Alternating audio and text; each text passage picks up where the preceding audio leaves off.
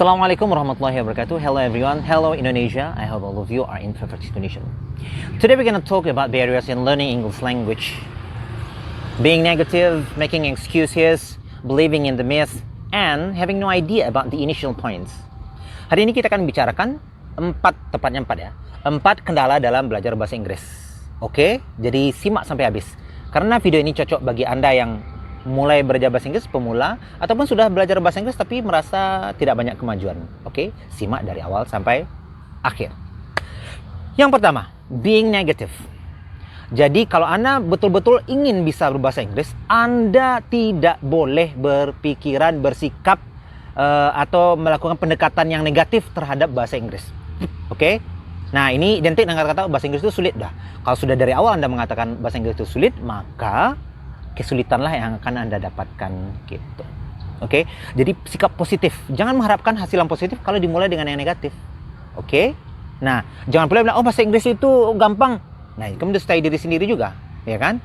Segala sesuatunya itu gampang dan gampang itu perlahan. Coba bayangkan Anda mau belajar naik sepeda, ya kan? Kalau bilang naik sepeda itu sulit, sampai sekarang nggak akan bisa naik sepeda kan?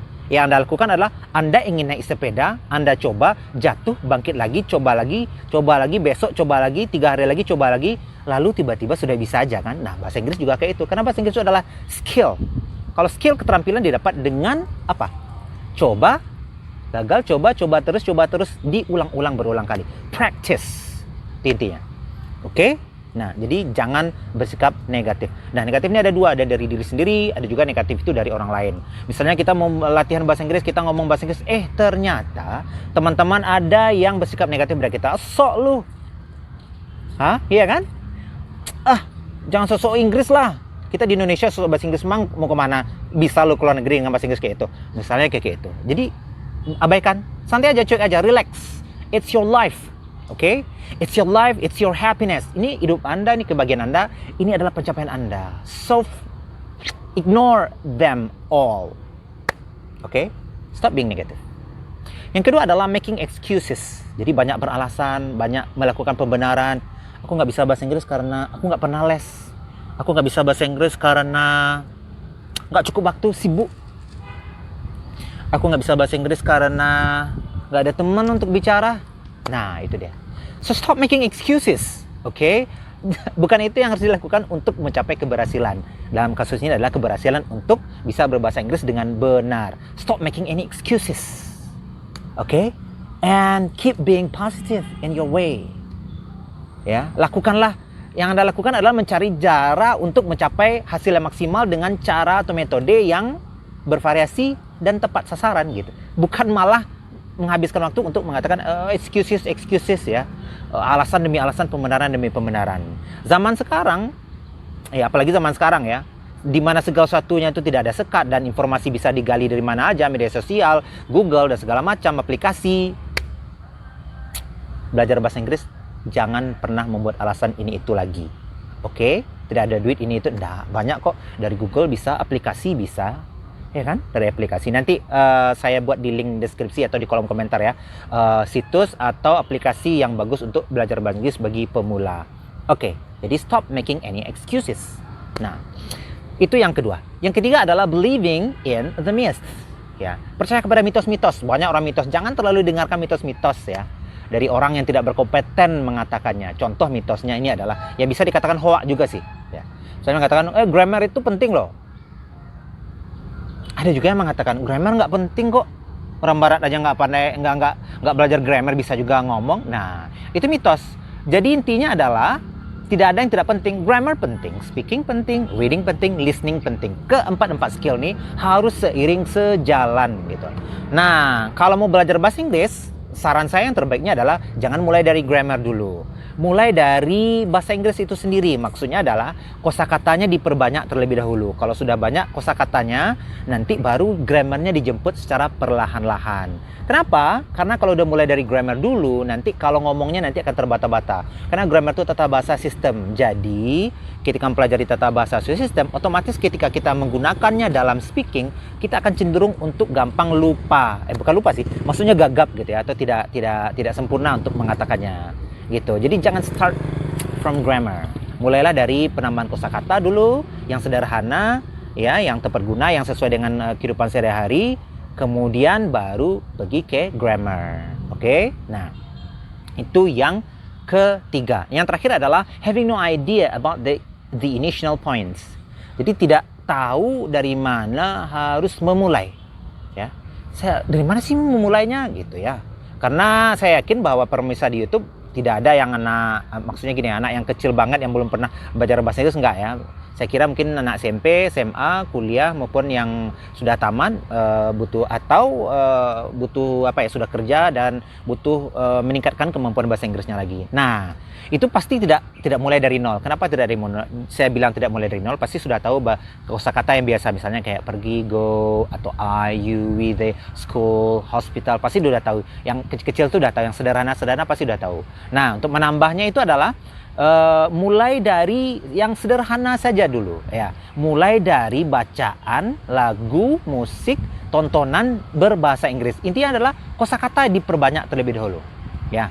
Kosakata itu dapat dari mana? Jangan kosakatanya dari bahasa Indonesia ke bahasa Inggris. Maksudnya gini, misalnya sehari-hari sedang duduk gitu kan, kemudian sedang memegang-megang pipi misalnya, lalu tiba-tiba kepikiran, oh, tangan bahasa Inggrisnya hand, kalau pipi apa ya? Lalu baru lihat di kamus. Enggak, sebaiknya adalah dari konteks bahasa Inggris dulu. Maksudnya gini, dari bacaan bahasa Inggris, bacaan itu sesuai dengan yang kita gemari aja ya, tapi pastikan bacaan itu bacaan bagi yang pemula, jangan yang terlalu tinggi gitu kan. Walaupun mentang-mentang gemar bahasa Inggris, bacaannya adalah bacaan Reader's Digest gitu ya. Nah, atau baca-bacaan New York Post. Nah, enggak usah itu dulu. Yang sederhana dulu. Yang sederhana, bacaan sederhana dengan kalimat-kalimat sederhana, belum masuk ke kalimat kompleks, ya kan? Nah, jadi dari bacaan itu kemudian ada yang tidak tahu, boleh dilihat di kamus, kemudian lihat artinya di Google, via Google lebih gampang lagi. Kemudian baru kira-kira ini artinya, dan mengartikannya itu harus berdasarkan konteks bacaannya gitu. Misalnya kata stand apa artinya? Stand berdiri kan? Nah, kalau konteksnya orang yang lagi kasmaran atau konteksnya lagi orang lagi ngambek-ngambekan, ya, kalau dia bilang I can't stand with you anymore, dia bilang kayak gitu, artinya apakah saya tidak bisa berdiri bersamamu? Nah, enggak juga, artinya adalah saya tidak tahan lagi gitu. Nah, untuk kosakata bahasa Inggris harus berdasarkan konteks diserapnya, bukan berdasarkan list-list dibuat kan. Stand itu berdiri, sit itu duduk, kemudian get up itu berdiri ya, dari duduk. Nah, kalau yang seperti ini, kalau itu dihafalkan kosakatanya lama nanti nggak otomatis keluar di kepala. Nah, harus berdasarkan konteks dari bacaan, kemudian dari tontonan, kemudian dari bacaan dan tontonan tadi, lalu dipakaikan langsung dipakaikan ke dalam kalimat, masukkan ke dalam kalimat. Misalnya apa? I can't stand tadi kan, I can't stand with you gitu ya. Atau apa lagi ya? Saya tidak tahan apa lagi ya? I can't stand, apa contohnya? Saya tidak tahan bersamamu. Saya tidak tahan membaca, saya tidak tahan duduk lama-lama, misalnya gitu. I can't stand sitting in a long time, gitu. Saya nggak tahan duduk lama-lama, gitu. Oke. Jadi banyak hal-hal yang harus dipahami di sini, yaitu khususnya kalau menghafalkan kosakata, menyerap kosakata harus berdasarkan konteksnya dan langsung dipraktekkan. Praktekannya berulang-ulang hari ini, ya kan? Besok ulang lagi kosakata tersebut, ulang lagi, harus rajin. Nah, dan satu lagi yang paling penting adalah ada yang terlupa tadi tentang mitos tadi ya. Tadi mitos tentang grammar penting nggak penting ya, atau yang mana bagian dari 4 skill bahasa Inggris yang penting. Ada yang tertinggal satu adalah ini mitos tentang bahasa Inggris itu didapat dengan secara instan ya. Saya mau cepat bahasa Inggris, cara cepat untuk mampu berbahasa Inggris. Tidak ada yang namanya cara cepat ya. Tidak ada namanya yang instan. Oke, apalagi bahasa Inggris tidak ada. Kalau Anda ingin mengetahui konsep pastinya, Anda bisa berbahasa Inggris itu sekitar 800 jam membaca, mendengar, menulis, bercakap-cakap dalam bahasa Inggris selama 800 jam atau 1000 jam baru Anda bisa menguasai bahasa Inggris mahir. Ya. Jadi kalau ada yang mengatakan 3 bulan bisa bahasa Inggris, no, that is bullshit. Oke. Oke, mungkin maksudnya adalah bisa, itu memang sekedar bisa ya. Kayak saya pergi, I go. Kemudian apa bahasa Inggrisnya pergi, I go. Tidak pergi apa, I don't go. Bisa mungkin. Ya, tapi untuk mahir enggak sampai begitu. Oke, jadi saya kira itu yang bisa saya sampaikan. Yaitu adalah kendala-kendalanya adalah jangan negatif, jangan lagi bersikap negatif. Kemudian jangan buat alasan demi alasan. Kemudian hati-hati dengan mitos grammar lebih penting, grammar tidak penting, ya, mendengar itu penting, listening yang lebih penting, atau membaca lebih penting, tidak ada. Kemudian mitos tentang, yang ketiga itu mitos tentang bahasa Inggris itu bisa didapatkan atau diraih secara instan, tidak ada. Jadi harus butuh waktu, harus rajin. Kalau dia 1000 jam tadi, 800 jam, berarti rata-rata kalau ingin menguasai bahasa Inggris 3 jam belajar sehari, maka dalam 1 tahun baru bisa loh, gitu. Itu 3 jam rajin berbahasa Inggris, atau apa ya, berada di lingkungan bahasa Inggris, bacaan bahasa Inggris, tontonan bahasa Inggris, baru bisa dalam 1 tahun. Oke, nah kemudian yang terakhir adalah mulai dari mana? Mulai dari diri sendiri, mulai dari yang kecil, mulai dari bacaan-bacaan atau tulisan dalam berbahasa Inggris, lalu dipakaikan dalam kalimat, sekarang dipakaikan berulang-ulang, bervariasi, besok diulang lagi, ya, dan kemudian monolog. Nah kemudian yang terakhir adalah baru dijemput grammar sedikit demi sedikit, ya, baru grammarnya dipelajari lancar terlebih dahulu, baru grammar. Oke. Dan berikutnya salah satu alternatifnya adalah nanti saya akan membuat video, ya, di video saya tersebut akan saya masukkan bahasa Inggris dari awal deh. Jadi berikut kosakata, kemudian dimasukkan sedikit unsur grammarnya, atau ya tentu saja communicative grammar, ya, bukan grammar yang jelimet gitu, ya, supaya bisa dipahami dan bisa langsung dipakaikan, bukan nanti mikir kalau ngomong jadinya.